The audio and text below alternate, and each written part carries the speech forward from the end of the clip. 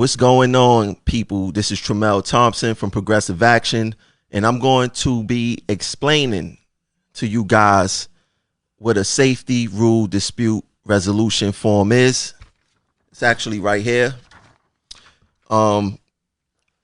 This will be one of many tutorials that we will be doing. And a lot of people ask, what is a safety rule dispute resolution form? How can I use it? Where can I get one? And so on and so forth. It's one of the most important forms that you can get to protect yourself, especially if you have the MTA wanting you to work unsafe. Now, let me put it on the screen for you guys so you can get a clear picture as to what's going on. Hold on one second.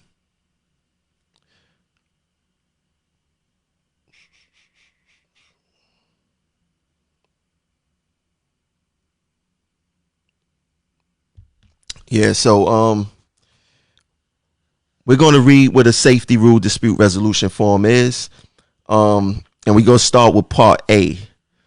Part A. So this section is for the employee who is alleging a violation of a departmental or applicable New York City transit-wide safety rule or a section of an applicable law.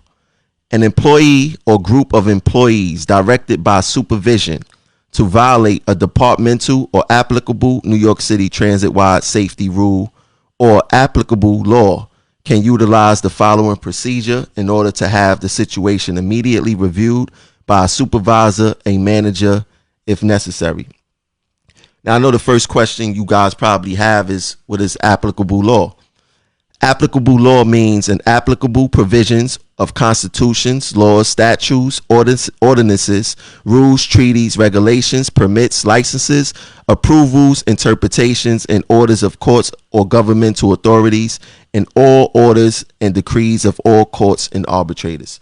So it's basically anything by law, by policy that you could use in order to support your claim if you believe that you're working unsafe. So in Part A, which is marked on the screen, you put your name. It's pretty much self-explanatory. You put your name, your title, your pass number, your department, the supervisor that's in charge of you, your pass number, the date, the time, the task being performed. Whatever that task, that unsafe task that you feel that you're being asked to perform, you put it there, in the location where all of this is happening at. Now, that part is basically self-explanatory. There's nothing special about that part. Section 1, you see section 1, that's the yellow one. This section is very important.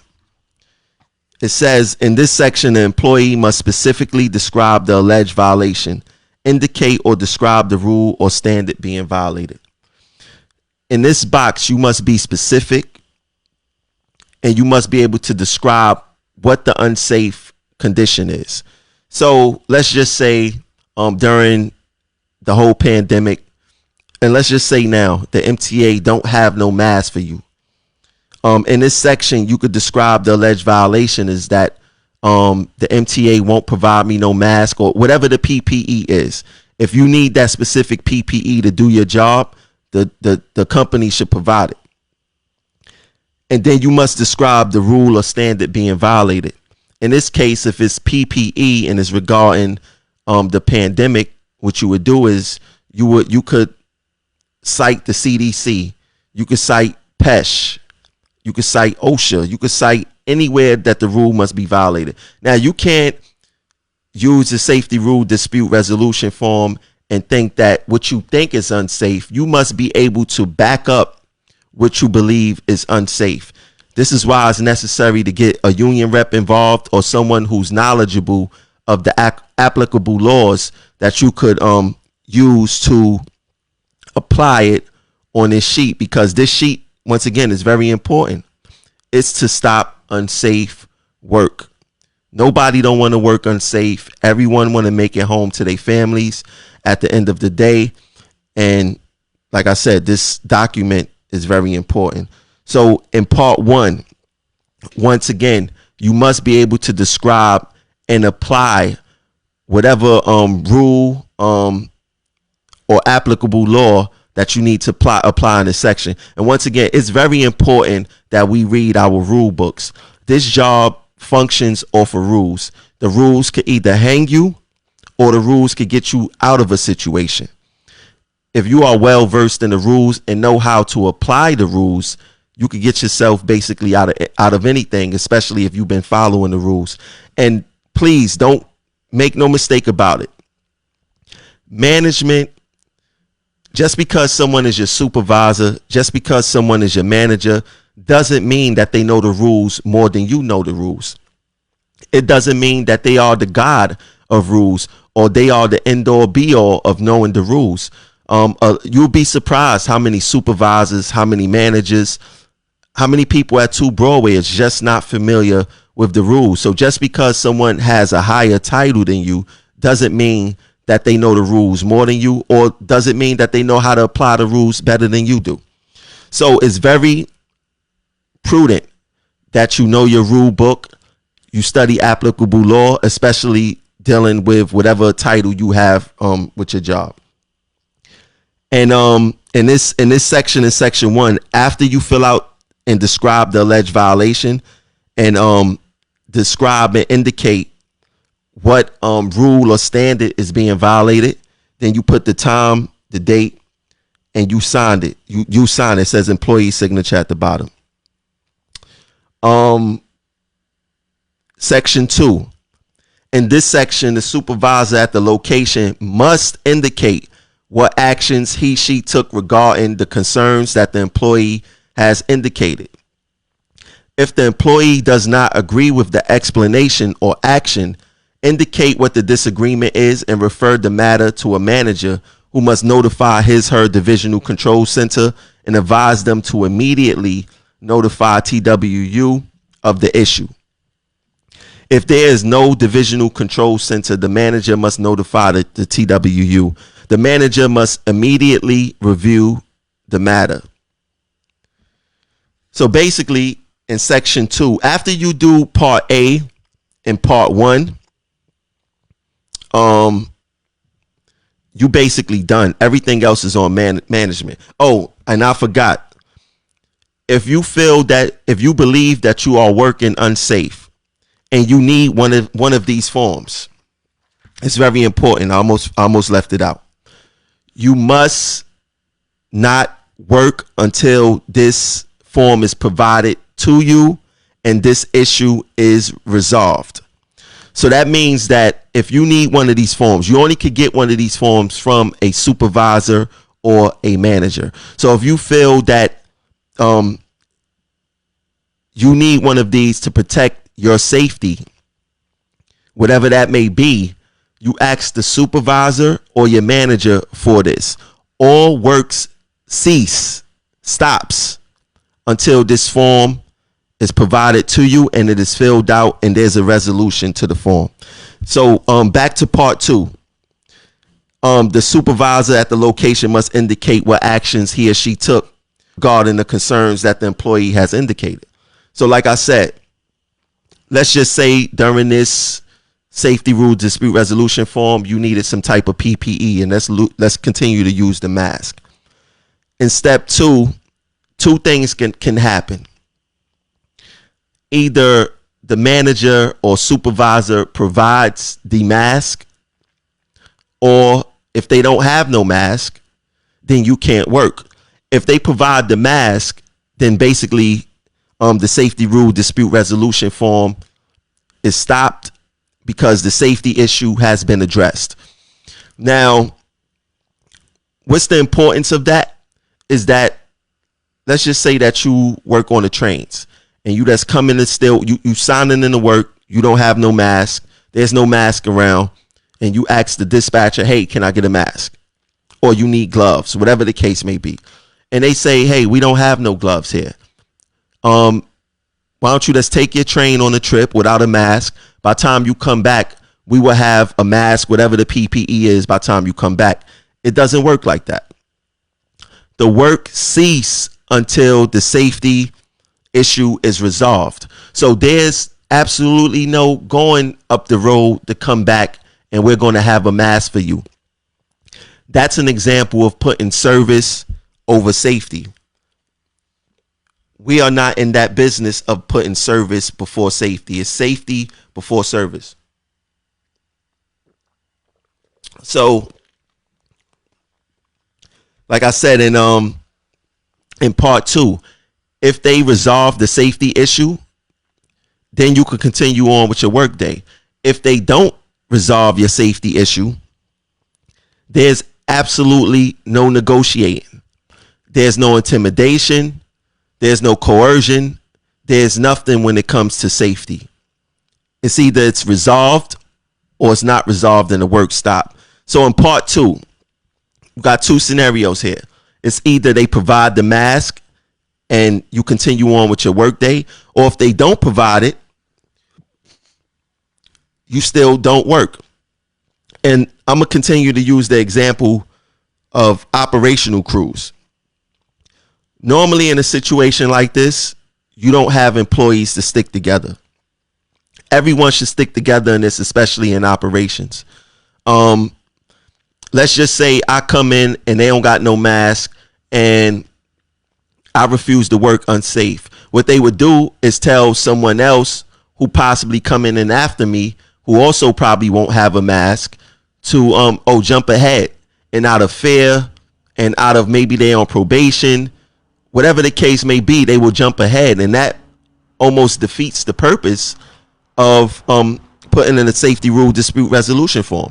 If you put in a safety rule dispute resolution form, the people must stick together. In track, I know these guys stick together. When you work in gangs, they like your family, they stick together. Us in RTO, we don't really stick together because it's like you and your partner and the other crew's partner. You know, we don't stick together. We have to change that. We have to change how we view each other down here in some of these departments. So once again, in section 2, it's either they provide, they rectify the situation, or they don't. And let's just say that they let's say they give you a mask, and I'm only using the mask situation because that's more relevant to what's going on now. Let's say if you use a mask and it's a used mask, and they say, hey, we provided you a mask, but you see that it's dirty, or it looked like someone else wore it, or something like that. You have 2 boxes there. Employee agree or disagree. You could disagree to receiving a used mask, because what if someone that we don't know who wore the mask, who would want to wear a mask that someone else wore anyway, or looks dirty, like someone else handled it improperly, or whatever the case is, and we got this pandemic still here. You could disagree to what the supervisor at the location or the manager at the location, how they decided to rectify the situation. You'd be like, no, this mask is dirty. I don't agree with this. So you type disagree and you sign it. You got to put the date and time also, and the supervisor will sign it. Now, section 3, which is labeled in green. In this section, a manager from the division must indicate what actions she took regarding the concerns that the employee indicated above. Upon explaining to the employees what changes will be made at the work site, or that the challenge is not valid, the manager will direct the employee back to work. If the employee gang refuses the manager's decision, appropriate action may be taken against the employees. If the supervisor manager fails to correct a valid safety condition, appropriate action will be taken against the supervisor manager. So basically, if a manager is adamant, and like I said, we're using the mask situation. If a manager is adamant on having you using that dirty mask, and let's just say now at that point, section 3, it's either you're going to do the work or you're not going to do the work. If management feel that they rectified the situation and you feel that they didn't rectify the situation and you refuse to work, you could be in trouble. You could be taken out of service or whatever the case may be. But let's just say, once again, they give you a dirty mask and they say, you know what, this is sufficient enough for you to continue on with your day. And you be like, no, it's not. And section 3 come up. And they write, normally in that section, they will write not valid. Your challenge was not valid because they provided you a mask, even though it wasn't clean. Your challenge is not valid because they provided you a mask. No one said that the mask had to be clean or dirty or whatever the case is. And let's just say that you take that mask because you still, in section 2, you already put that you disagree. You already put that you disagree. So in section 3, they'd be like, look, you have to work now. And let's just say that you work. You put on a dirty mask, you get sick. That could possibly be recourse for you to seek legal action regarding this safety issue, because in all essence, the manager gave you a dirty mask and had you work unsafe. Now I'm gonna try to find you guys a safety rule dispute resolution form filled out completely and what it looks like in real time as this situation is going on. I need to block out this pass number. I don't want to put anyone pass number out there. Give me 1 second. Okay. Let me just block out this pass number.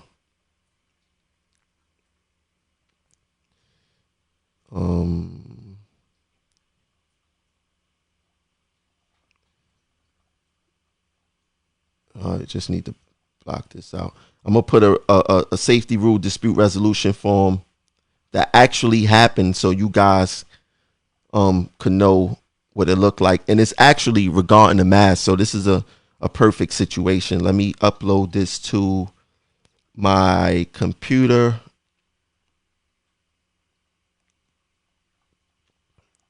Let me upload this to my computer, and I'm going to show you guys what one look like in real time. Okay, where is it at? Give me 1 second, guys. All right, I found it. Put it into the system.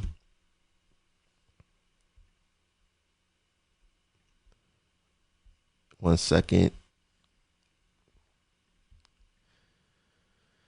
Okay, so let me show you guys what one looked like in real time. Now, this is from Ben Valdez, and this was regarding us wearing the mask during the pandemic when the MTA said that we can't wear masks because it was against uniform policy. So if you look in the part where it says employee name, you see he put his name, he put his title, train operator. The department is Department of Subways, RTO. He's in the A division. His supervisor is Sixto De Jesus. I think that was the TSS. And the date was March 2nd, 2020. And task being performed is operating the train.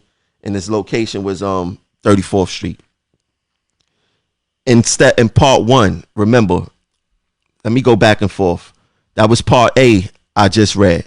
Now we're about to go to part 1. Part 1, and his, it says OSHA standard 910.134, voluntary use of mask during the Delhi virus outbreak. MTA has looked like decided that 7-line personnel cannot wear masks for protection despite all the other lines being allowed. Bus operators and NYPD getting free masks. They put public perception before safety employee. So as you can see in part 1, once again, part 1, you're supposed to specifically describe the alleged violation, indicate or describe the rule or standard being violated. The rule or standard that he used was the OSHA standard 910.134. Now part 2 is where management filled out. Now we go to part 2 on the actual form. Management actually said wearing a face mask on public in public violates Uniform Code Bulletin 135.19. So that was management response. You see that Ben, he signed his name and he checked he disagrees, which was a smart action by Ben, because later on this safety rule dispute resolution form may show up in court, and it may show how the MTA told us not to wear masks because it was against uniform code. That could possibly get them in a lot of trouble. So now we're gonna look at part 3. This is what management said in real time in part 3. And I'm gonna try to read it to the best of my ability. It says, no action is taken by management. Challenge not valid. Bulletin 135 states what uniformed employees may wear. Current condition in the subway do not require employees to wear face masks till hazards are present. Now, this is basically what management said regarding that 135.19 says that states that uniform employees may not wear masks or whatever the case is. Actually, Bulletin 135.19 mentions nothing about a mask. It don't say that we can wear a mask. It don't say that we can't wear a mask. And that action by that supervisor or manager, filled that out, because the manager must fill out section 3. It was egregious on their behalf because the bulletin doesn't state if someone can wear a mask or they can or can't wear a mask. And like I said, something like this will possibly end up in someone court hearing regarding the safety rule dispute resolution form. And like I said, this form is very important. It can be a lifesaver. If management, and I believe in this case, Ben had to work because it would have been crazy for him to be taken out of service regarding this situation. Hold on one second. Let me see. Trying to see something real quick. Yeah, it would have been crazy for him to be taken out of service for this, but he did the right thing to protect himself. He filled out the safety rule dispute resolution form. He has it in his records. He has name and pass numbers of the supervisor and the manager involved. And this piece of paper can help families of our coworkers who passed away. It can help people who got sick on the job to possibly fight this in court. And it is a legal document. Management has a copy and the employee has a copy. Now, when you get this form, it doesn't look like this per se, but I believe that it's 3 sections. You get to keep the pink part. I think management keeps the yellow or white part or something like that. But these are the key things I need you guys to remember when doing a safety rule dispute resolution form. When you ask for the form, a supervisor or manager must provide it to you. You are not to get the form yourself. They are supposed to keep these forms on their person or in their offices. The form must be provided for you. Another thing to remember, no work is to continue until this situation is resolved. It is very important, if you work in the operational title, that you do not jump ahead unless you have, like, let's just say you just coming in and the people that's coming in is not getting masks. But, you know, in subways, the person that follows you possibly is finishing up their trip, so they possibly will have a mask. But if you're just starting your job and you don't have a mask and the person coming into you don't have a mask, it's very important that you guys stick together. This form is not for one man. This form is for everyone that it affects. No one gets in trouble. You will not get in trouble for asking for a safety rule dispute resolution form. You cannot continue your job until that form is provided and the situation is rectified. And once again, This is a very important form. This form can ensure you that you possibly won't get sick. This form will ensure you that you will make it back home to your family at night, and is very underutilized. We need to utilize it more.